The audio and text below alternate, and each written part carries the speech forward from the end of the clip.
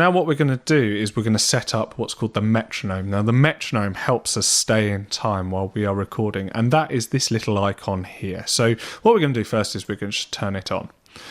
You can control the speed of the metronome by changing this setting here. It's currently set to 120 beats per minute. So now I've turned it on, I can hit play and you can hear it now. And then I can pause it. Now if you want it to go slower, you can just adjust this here. I'm going to type in 80. I double clicked and then I typed in 80. Now if we listen back,